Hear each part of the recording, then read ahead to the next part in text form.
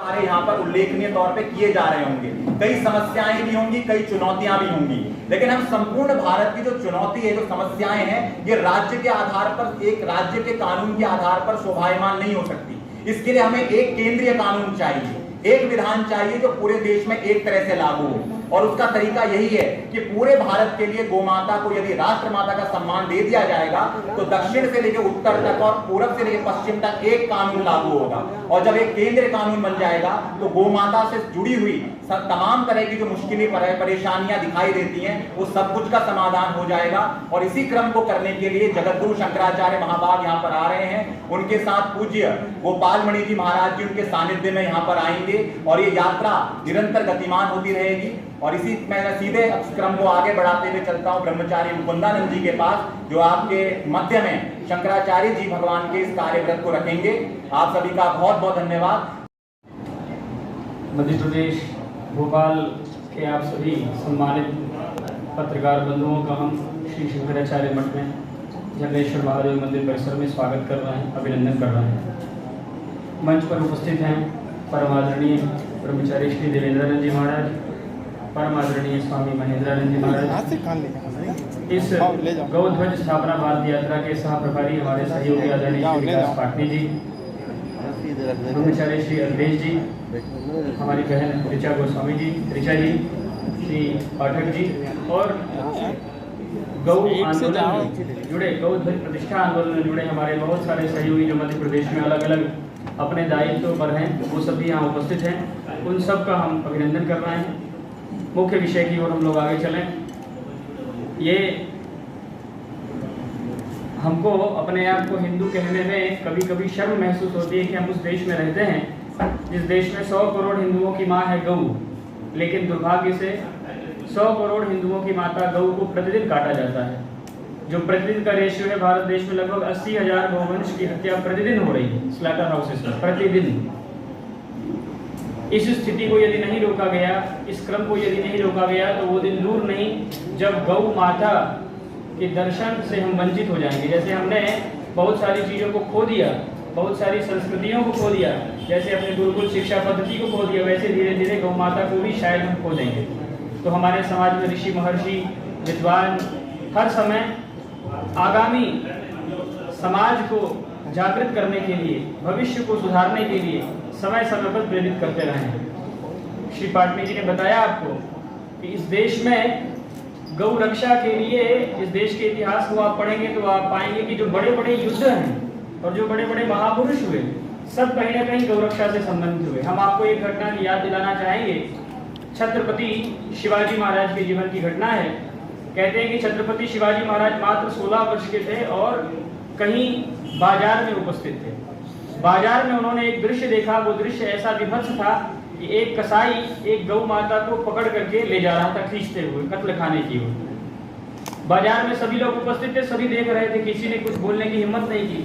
लेकिन 16 साल के छत्रपति शिवाजी महाराज से रहा नहीं गया। वो उठे, खड़े हुए, तलवार निकाली और जो कसाई था उसके गले में चला दिया। कसाई को समाप्त कर दिया और गौ माता के गले में जो फंदा डाला था उसको हटा दिया।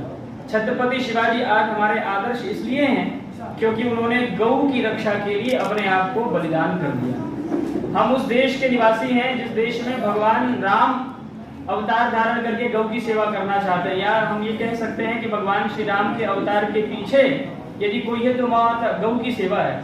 महाराज दिलीप ने यदि नंदिनी गौ की सेवा न की होती तो जाकर के भगवान श्री राम का अवतार न होता, और राम का अवतार न होता तो मर्यादा पुरुषोत्तम राम जैसा चरित्र, मर्यादा पुरुषोत्तम श्री राम जैसा पिता, मर्यादा पुरुषोत्तम श्री राम जैसा राजा, संपूर्ण सनातन धर्म यदि किसी में देखना हो तो वो राम में देख सकते हैं। और वो राम भगवती गौ की कृपा से जन्म लिए।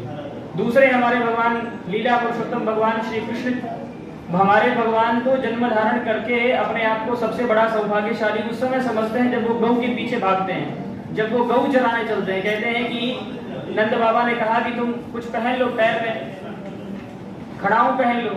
तो भगवान श्री कृष्ण कहते हैं कि हमारी गैया जिस दिन चप्पल पहन लेगी, खड़ाऊ पहनेगी, उस दिन हम पहनेंगे। मतलब गौ के लिए क्या समर्पण था हमारे देवताओं में, इसको आप बार बार देख सकते हैं। फिलहाल हम लोग वर्तमान परिदृश्य में आते हैं। मंगल पांडे जी ने जिस आंदोलन को, स्वतंत्रता के आंदोलन को आगे बढ़ाया, जिसको धर्म सम्राट पूज्यपाद स्वामी श्री करपात्री जी महाराज ने सन 1966 में बढ़ाया, देश की संसद को 10 लाख गौ भक्तों के साथ घेरा, उनके ऊपर प्रहार हुए। शासक सोच रहे थे कि वो गौ आंदोलन समाप्त हो जाएगा, लेकिन गौ आंदोलन समाप्त नहीं हो सकता, क्योंकि गौ की सेवा सनातनियों के रग रग में बसा है। आज भी हम सर्वाधिक सम्मान यदि किसी का करते हैं, यदि विचार करना चाहें तो हम पाएंगे कि हम देवता के भक्त हैं, हम गुरु के भक्त हैं, लेकिन सम्मान किसका करते हैं? पहली रोटी तो हम गाय की नहीं निकालते। तो सर्वाधिक सम्मान हमारे जीवन में गौ माता का है। उस गौ माता के संरक्षण के लिए पूज्यपाद शंकराचार्य जी महाराज एक आंदोलन लेके चल रहे हैं, जिस आंदोलन को पूज्य श्री गोपाल मणि जी महाराज ने उनसे अनुरोध किया कि महाराज जी अब आपको आगे आना होगा, आकर के इसको बढ़ाना पड़ेगा। चारों शंकराचार्य जी का आशीर्वाद जिसको प्राप्त है, उस आंदोलन को, गौ प्रतिष्ठा आंदोलन को ज्योतिर्मठ के जगत गुरु शंकराचार्य पूज्यपाद स्वामी श्री अवधूतेश्वरानंद सरस्वती जी महाराज कर रहे हैं। आंदोलन के क्रम में उन्होंने विगत दिनों प्रयाग में एक संसद किया, उसके बाद उन्होंने दिल्ली में 5 दिवसीय गौ संसद का आयोजन किया, जिसमें हर संसदीय क्षेत्र से एक प्रतिनिधि नियुक्त किए गए। और संसद के ठीक पहले उन्होंने गोवर्धन से लेकर के संसद भवन तक पदयात्रा की। पदयात्रा करके गौ भक्तों को, जिनके ऊपर गोलियां चलाई गई थी, उनके लिए अपनी संवेदना प्रकट की। उस आंदोलन को उसी स्थान से फिर उठाया जिस स्थान पर आपने गोली चलाकर उस आंदोलन को मारने की कोशिश की, सरकारों ने उसी स्थान से गौ भक्तों को दूध पिला करके, उस स्थान की परिक्रमा करके, वहीं से आशीर्वाद लेकर के फिर से गौ हत्या बंदी का जो विपुल धर्म सम्राट स्वामी श्री कृपात्री जी महाराज ने किसी जमाने में चलाया था, उसको आगे बढ़ाया। अब पूज्य महाराज श्री ने ये घोषणा की है कि वो 33 दिन में भारत के अंदर जो हमारे 33 राज्य हैं और केंद्र शासित तीनों मिलाकर के लगभग 36 जो हमारे प्रदेश हैं, उन सभी प्रदेशों की राजधानी में वो जाएंगे और जाकर के गौ ध्वज की स्थापना करेंगे, गौ भक्तों को संबोधित करेंगे। और ये सब करते करते 7, 8, 9 नवंबर गोपाष्टमी के दिन दिल्ली में एक सभा होगी। उस सभा में हम लोग देश के प्रधानमंत्री से, देश की सरकार से ये अनुरोध करेंगे कि गौ माता को राष्ट्र माता घोषित किया जाए, गाय को पशु सूची से हटा करके माता की सूची में स्थापित किया जाए। आज हमारे देश में अलग अलग राज्य में गौ रक्षा के कानून बने हैं, लेकिन बहुत सारे ऐसे राज्य जहाँ गौ रक्षा के कोई कानून नहीं है। ये बात उसी तरह की हो गई कि आप एक कमरे में गाय नहीं काट सकते हैं, आपको गाय काटने का यदि आपकी इच्छा हो तो आप दूसरे वाले कमरे में ले जाएं, वहां ले जाकर के आप गौ की हत्या करें। तो गौ माता के लिए एक कानून, जैसे एक देश एक संविधान, वैसे गौ माता के लिए एक कानून की आवश्यकता है। सबसे पहले पशु सूची से हटाया जाए, क्योंकि पशु सूची में पशुओं के हत्या के विधि बने हैं अपने यहाँ। तो पशु सूची से हटा करके वेदों में गौ को जिस स्थान पर रखा गया है वो माता का स्थान है, तो गावो विश्वस्य मातरः। हम भूमि के संरक्षण की बात करते हैं, हम पर्यावरण के संरक्षण की बात करते हैं, हम जीवों के संरक्षण की बात करते हैं। करोड़ों रुपए खर्च करके संग्रहालयों में हम ऐसी चीज, जैसे गांधी जी के चश्मा को बचा के रखते हैं, बड़े बड़े महापुरुषों के कपड़े बचा के रखते हैं। क्यों? क्योंकि हमारे आने वाले पुरखे देख सके। आज गौ के संरक्षण के लिए यदि हमने प्रयास नहीं किया तो वो दिन दूर नहीं। देखिए, हम एक आंकड़ा आपको बता दें कि जब हमारा देश स्वतंत्र हुआ उस समय हमारी संख्या थी 35 करोड़ और गौ माता की संख्या थी 75 करोड़। 75 वर्ष बीत गए आजादी की। आजादी का अमृत महोत्सव हम लोग मना रहे हैं। अमृत, असली अमृत, सच्चे अर्थों में अमृत महोत्सव हम तब मना पाएंगे जब गौ का दूध मिलेगा, वही तो अमृत है। 75 साल बाद हमारी संख्या 135 करोड़ हो गई और गौ माता की संख्या घट करके 2011 की जो गिनती है उसमें मात्र 17 करोड़ बच गई। उसमें भी जब गाय की बात हम करते हैं तो एक चीज एकदम स्पष्ट आपको बताना चाहें कि जर्सी गाय नहीं है यार, जो संकरीकृत है वो भी गाय नहीं। हम इस समय जो आंदोलन कर रहे हैं वो रामा गौ के संरक्षण की बात करते हैं। हम जो वेद लक्षणा गौ है, जिसका ककुद निकला है, जिसका गलकंबल निकला है, जिसके दूध में अमृत है, जिसके घृत में अमृत का तत्व है, उस गौ के संरक्षण की बात हम दृढ़ता से कर रहे हैं। हम चाहते हैं उस गौ को सम्मान मिले, गौ को प्रतिष्ठा मिले। तो पूज्य शंकराचार्य जी महाराज 22 तारीख को भगवान श्री राम की परम पवित्र भूमि अयोध्या जी से इस अभियान को शुरू करेंगे।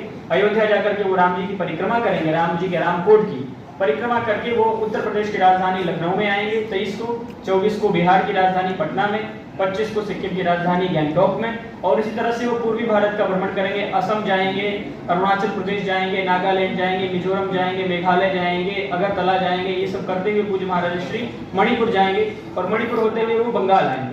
बंगाल से पूज्य महाराज श्री झारखंड आएंगे, झारखंड से वो उड़ीसा भुवनेश्वर आएंगे, भुवनेश्वर से वो छत्तीसगढ़ आएंगे 7 अक्टूबर को, और 8 अक्टूबर को प्रातः काल महाराज श्री लगभग 10-11 बजे के करीब मध्य प्रदेश की राजधानी भोपाल आएंगे। यहाँ पर हम लोग कोशिश कर रहे हैं ध्वज स्थापना के लिए, कई प्रस्ताव आए हैं, ध्वज स्थापना करेंगे और गौ भक्तों को संबोधित करेंगे।